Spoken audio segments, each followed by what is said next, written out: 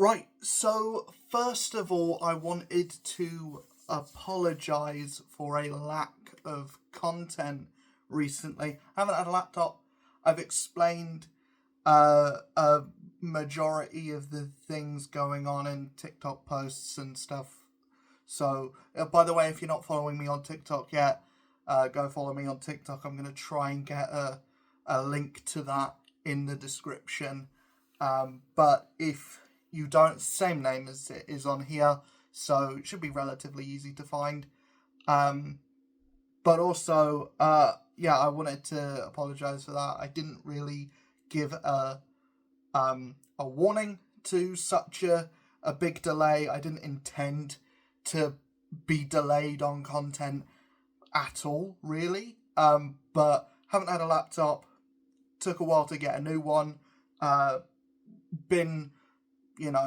I got food poisoning in the middle there. I wouldn't have been able to film when I had food poisoning anyway because I didn't have a laptop, but also I was throwing up, so couldn't film then.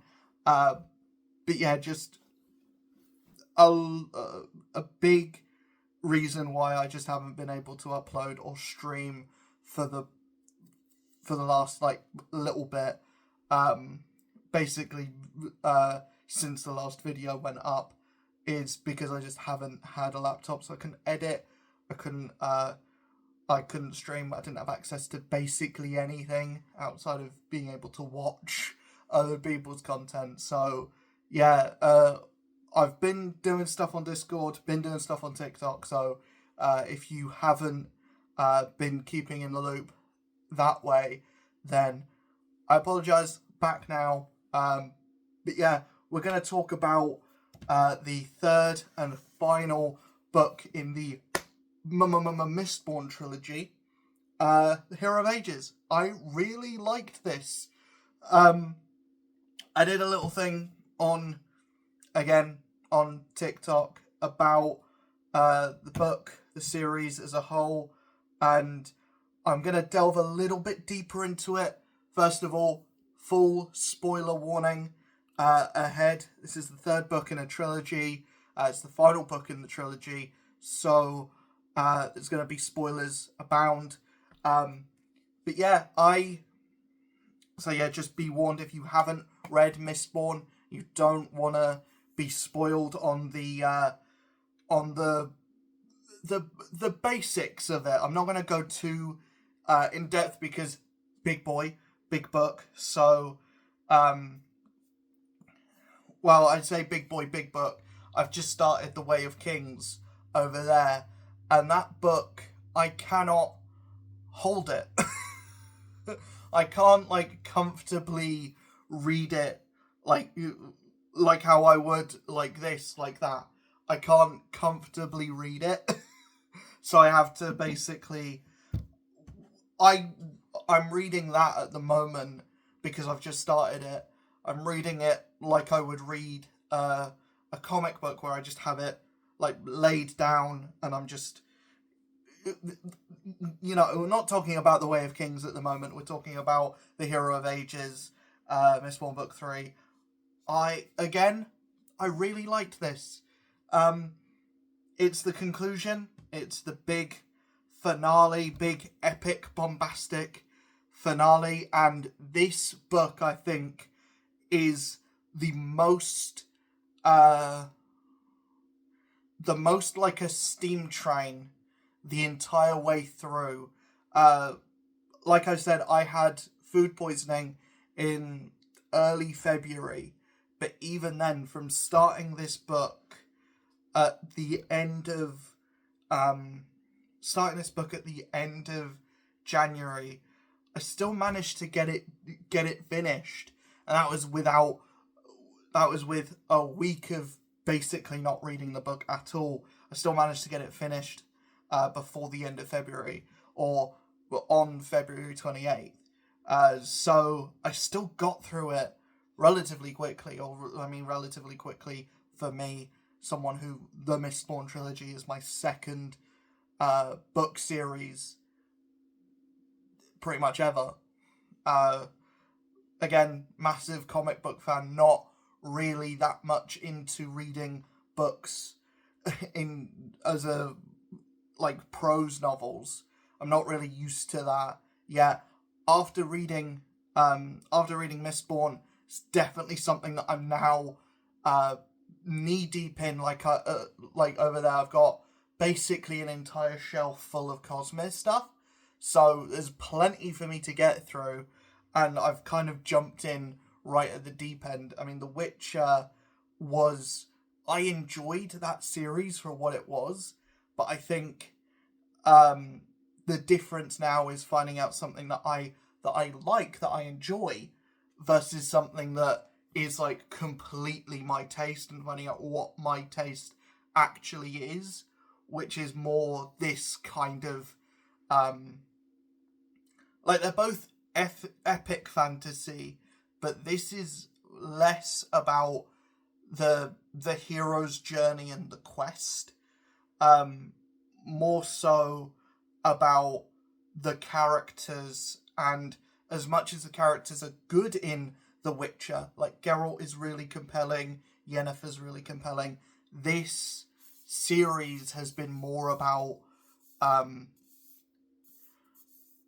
basically building up the entire cast of characters and making you root for everyone, essentially.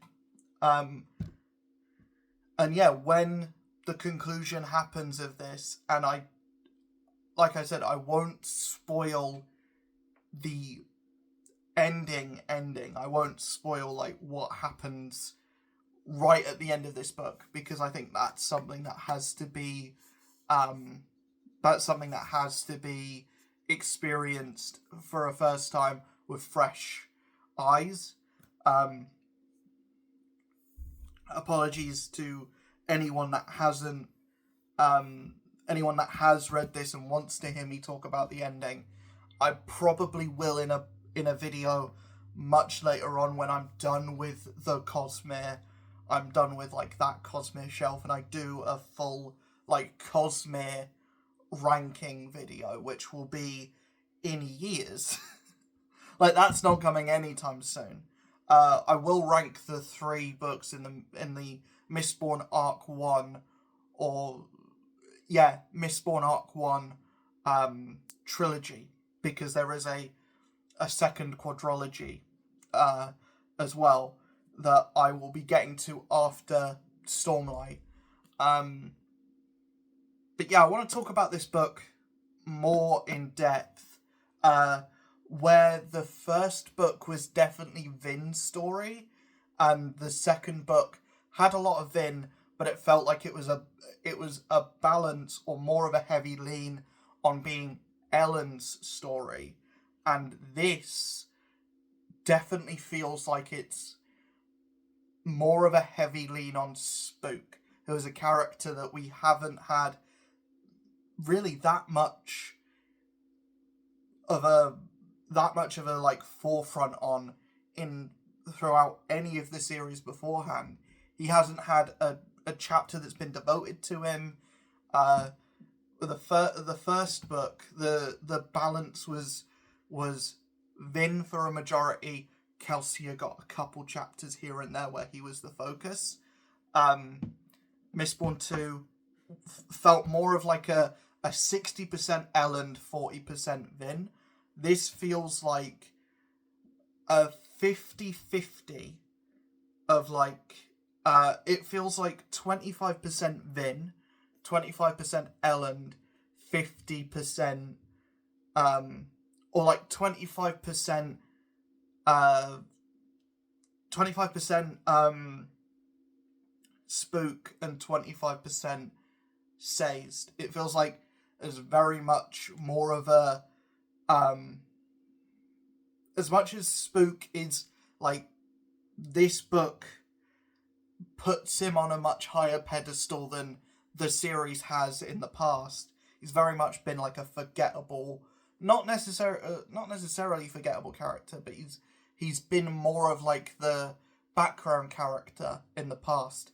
This makes him into a full-blown like protagonist. He gets a thing to do, and he gets probably he gets an important thing to do anyway, and he gets a large chunk of the book devoted to giving him backstory, making him giving him agency, where he didn't have a lot beforehand, and it makes sense, and it makes sense through like the way the books have been written, like making him feel like a background character before and then pushing him to the forefront, and it mirrors his arc as well, where he feels like he's been kind of a forgotten member of the crew. He wasn't brought in with the rest of the crew. He wasn't specifically asked or specifically recruited. He just kind of fell into the group because he was related to someone who was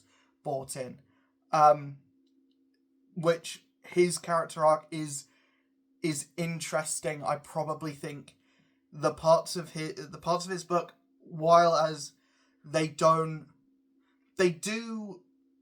fall into the rest of the book as a whole, and what happens to his character does kind of influence the rest of the story, and as you learn the things that Ruin is doing to kind of mess with all of our protagonists, the pieces start falling into place with what's going on with Spook, and his arc is probably one of the more interesting things in this book, whereas I would say every character gets something interesting to do. Vin is definitely like, must find the ATM, must defeat Ruin. Elend is more like pragmatic and more like, we've got to find these caches to find the clues to find the ATM. Whereas Sazed is still going through his kind of depression after losing Tyndall in the last book.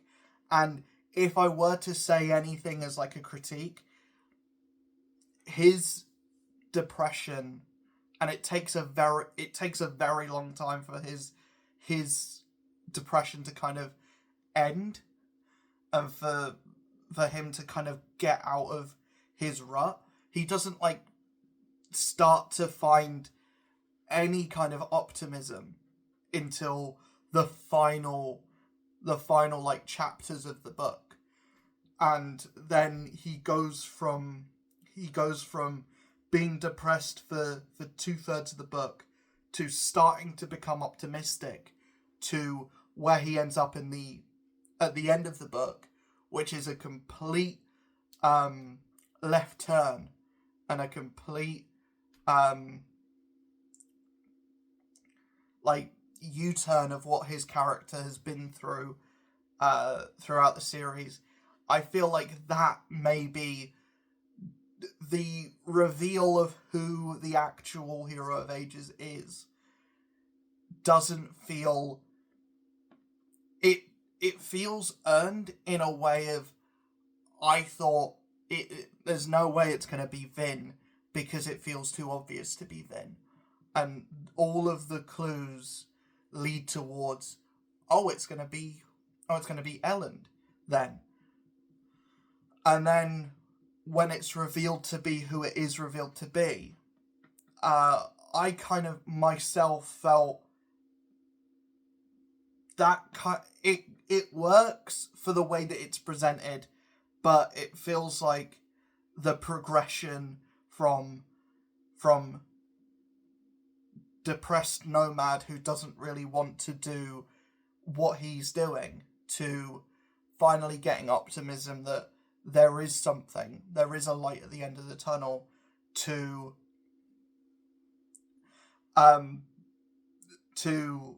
becoming the Hero of Ages. That feels feels very quick. Like, he goes from optimism that Vin's going to save everyone to taking on the power of the Hero of Ages himself. That happens very quickly. That happens within the space of 100 pages in this. where I feel like he should have started like seeing some kind of optimism maybe at the halfway point of the book. Um, that's my only critique. The rest of the book I feel like is great. I feel like my biggest praise with this book, if like a problem that I've had with the previous two books that I haven't really addressed, is the first book maybe less so, but the second book especially, it and especially because the second book is the biggest one, is the longer of the longest of the three. It does feel like it spends a lot of time just in Lethadel. Pretty much the whole book is just set in Lethadel, and whereas I was hooked throughout the whole thing, I could have used a scene change, and with this, no two chapters. It's very rare for two chapters to follow on from each other on this in the same character's POV. Like you'll have a chapter with Sade's POV, and then you'll have a chapter with like Tensoon's POV, and you'll have a chapter with Ellen's POV. Then you'll have a chapter, and every character is in a different place. When you eventually find out how close these places are together, that kind of drops it. But for a majority of the book, the scale of this book feels much wider than the rest of the series. And reading the foreword in the Way of Kings, definitely it makes sense why the first two books are more intimate.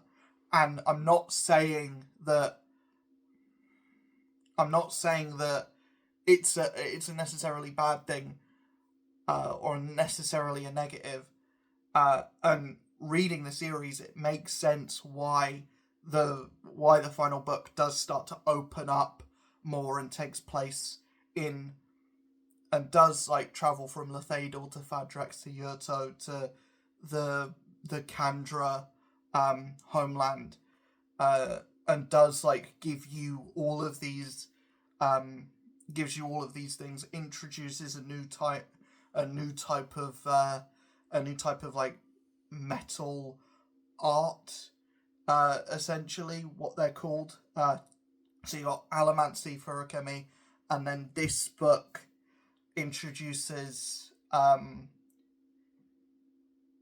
Hemurgy, which is in my head kind of is like how the metals mix with your blood, but it's more metals being directly like jabbed into a person in a specific way that gives them allomantic powers, but also gives Ruin a little bit of control over them. And the more metals dug into the person, the more power Ruin has over them. And this is what ends up happening to Spook. He ends up getting a piece of metal jabbed into his shoulder, and he ends up being able to burn pewter as well as tin. But that gives Ruin an in to start controlling him in a way, and start turning him more aggressive, and more of a give him more agency, and give him like a boost of confidence. But it starts going it starts turning into like authoritativeness, or like authority. It gives him like more authorization, if that's even a word, or if that makes sense. It doesn't necessarily turn him into a full-blown antagonist, because he ends up like finding out before it ends up at that point. But for a majority of the book, you believe that Kelsey is actually talking to him from the dead, until you get that reveal. And then everything starts falling into place, and that's when your kind of Sanderlanche starts, and you're going along the train tracks at like a steady pace, but increasingly quicker than the past two books have been. But then it's basically full speed ahead on a downhill slope. At full speed, you've basically come off the tracks, and you're just hurtling down, and you have no control over the train at all. That is how the end of the book is, and for me personally, I'm starting to love that. In a Sanderson book. However, I can see people not being into that. I can see this kind of like slow burn to really fast payoff. I can see it really working in an adaptation. I can see it really working in like a TV show. Mistborn is something that has to be like a 3 series long show. Give it to the people that did Arcane, I think, and this will be like a massive award-winning like Netflix series. I think that's the best way to adapt this. And go like animated, be as stylized as possible, because that's exactly what I had in my head. It did feel very much like, yeah, this is playing out, and in my head it looks like Arcane, and I think Sanderson has even said himself, I've gone down the route of maybe doing this animated and doing it like Arcane, which I think that's the best way to do it. I don't think live action, although I do have certain actors that I think could pull off certain characters in this, I don't think live action is the way to go with this. I think animation all the way. But yeah, that's pretty much all I have to say on the Hero of Ages. I really liked this book. Where I go about, I'm not going to give this a rating or anything, like a number rating or anything. What I will say is that the Mistborn trilogy is a must-read for anyone who is looking to get into fantasy and really like is interested in the space, but doesn't want to, but kind of feels a bit apprehensive to get into something like a Lord of the Rings, or into something like Game of Thrones, or something like that. If you want something that's relatively short, tight, I say relatively short. That's the length of one book. But if you want something that is relatively like easy to digest, like a necessarily quick read, I say quick read for that size. I say this. I'm now reading a book that's 1,000 pages that I literally cannot pick up. That I'm like struggling to hold, and that's not a bad thing by any means. I feel like that's definitely the way that I go as a hobbyist. I'm attracted to big numbers. Big number go up. That's how that's why I'm an RPG player. That's why I like RPGs. That's why I like. That's what I look for when I like go to buy a Lego set. I buy stuff that either would look good on display, or I look at, oh, that's a high amount of pieces. Do that. Same with jigsaw puzzles. I'm just looking to get higher and higher pieces. That's where where I am, I think, with books as well. I'm just like, more pages equals best, equals good. Long game equals good. Long movie equals good. long long book equals good. But yeah, where where I go as in like ranking the trilogy, this is a lot. This is going to be a lot easier than ranking the Witcher series. Essentially, my least favorite of the books. I say least favorite because I genuinely really enjoyed all three. I think, although it's fairly easy for me to go like to have like a first, second, third place,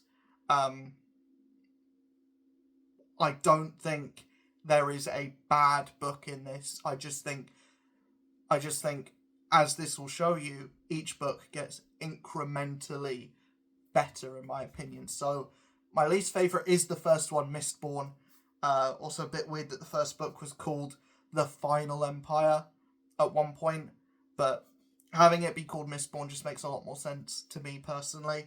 But yeah, as much as this is my least favourite, still very, very good, and still kind of got me hooked despite the slow burn nature. This book is the slowest burn of the three. Despite the slow burn nature, I was gripped, I was hooked from the beginning, and there were some nights where I just could not put this book down. Even more so, basically the same story, but even more so. The Well of Ascension, I feel like this has the best climax of the three books.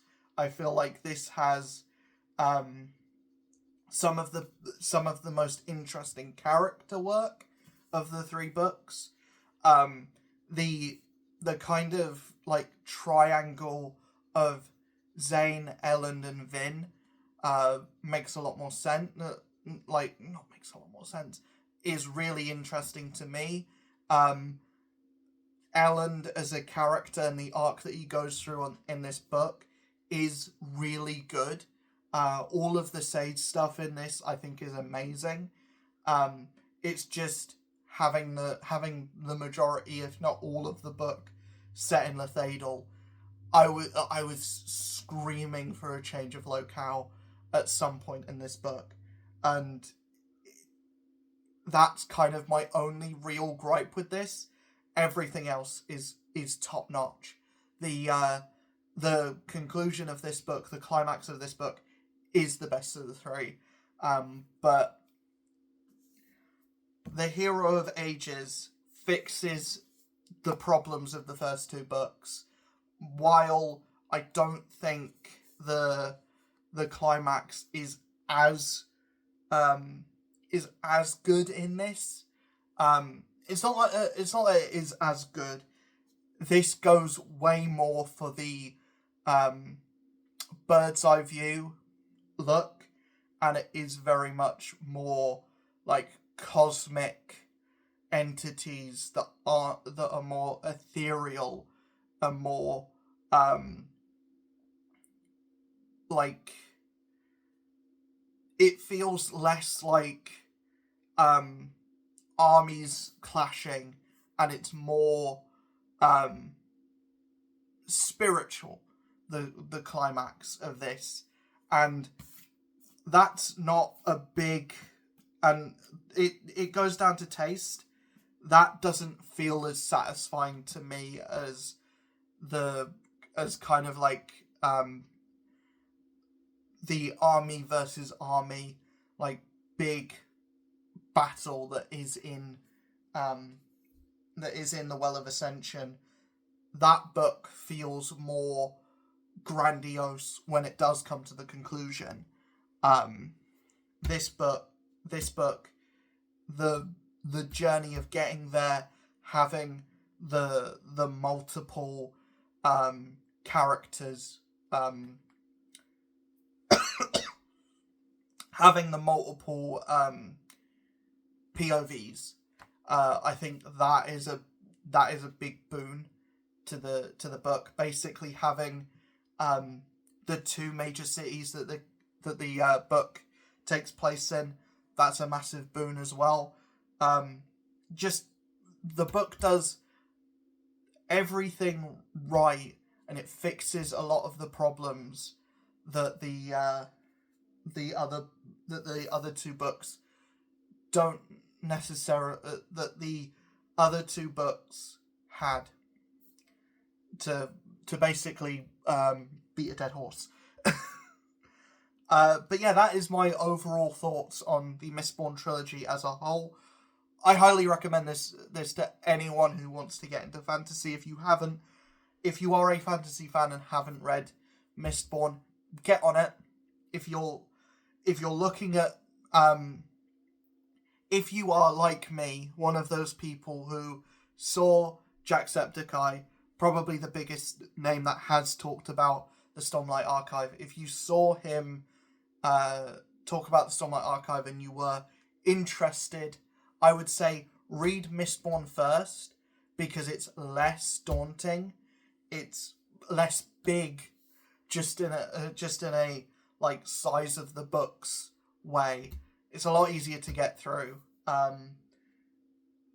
Speaking as someone who hasn't read through any of the Stormlight Archive series yet, but has read through Mistborn, and just looking at the size of those books versus the size of these ones, this series is a better gateway into the cosmere, into Brandon Sanderson as a writer, than those books would be. Just like visually, just looking at them.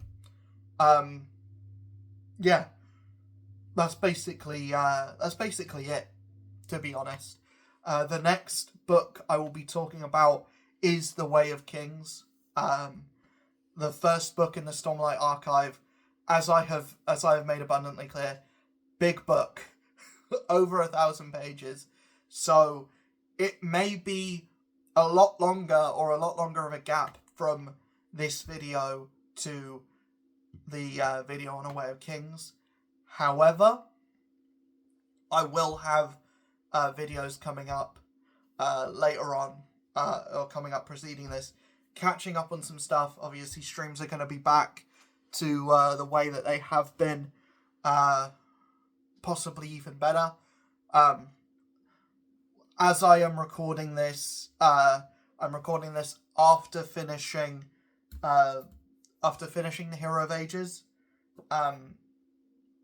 Not necessarily the day of upload for this video. So what I will say is, as of current, this is being recorded either a month before I'm able to upload it, a week before I'm able to upload it. I don't know when this video is going to be uploaded. So I'm currently toying with the idea of returning back to Twitch when I get my laptop back, or when I get a new laptop, because I'm gonna have to do all the relogging and stuff. I'm toying with the idea of going back to Twitch. I just preferred streaming on there. I feel like it's more set up to be the like streamer friendly. YouTube doesn't tell me when there's a new follower. It doesn't, like, it will occasionally tell me when there's a new follower, but it won't do the animation stuff. It won't like ping me when there's a new follower. It's getting ever more difficult to see chat on a YouTube live stream. It's just, I don't feel like Streamlabs or OBS are equipped to mesh well with YouTube streaming as much as they are with Twitch. There are just a lot more options with Twitch. The ideal is to be able to co-stream on both, but I haven't figured that out yet. Anyone wants to give me some advice, some tips and pointers on co-streaming on both Twitch and YouTube, let me know. That would be the ideal outcome when it comes to streaming, but I don't know. I don't know yet. I don't know what I don't know what I'm planning on doing. I don't know what the future holds. Like I said, that is a long way away from the actual filming of this video. But yeah, I really like the Mistborn trilogy. I highly recommend it to anyone that has not read it yet. I'll see you guys in the next video. Hopefully you enjoyed. Please also, before I go, let me know any recommendations for sci-fi stuff, either series or one and dones. I'm looking into I forget the name, the Sun Eater saga, or the Sun Eater series, by Christopher Rucchio. That's like at the top of my list. Obviously, I want to go out and read Dune at some point. But yeah, there's a lot of stuff that is on my to read list as well. I'm basically amassing a massive TBR as of right now. I'm not going to buy anything. I don't like the idea of owning 300 books that I know I'm never going to be able to read. I want to be able to finish what I've got, which is plenty, and then go out and find a new series once I'm finished with the Cosmos stuff that's on the shelf at the moment. And yeah, there's always going to be the comic book series that I'm reading at the moment as well. So yeah, there's a huge amount I already have on my TBR that, like, amassing recommendations is going to be something for months ahead. And I think if it doesn't take me a matter of months, because I don't think I'm going to be done with A Way of Kings in a month. I'm not going to get through that nearly as quickly as I got through a Mistborn book. But yeah, I think it essentially what I'm doing now is amassing recommendations for 2026. I think. But yeah, there's gonna be videos about stuff in the coming weeks and months. Yeah, there's a lot of exciting stuff, and I have no idea when this is gonna get uploaded. So there possibly will be a lot more exciting stuff on the horizon for me to do videos on. Yeah. I'll see you guys in the next one. Peace.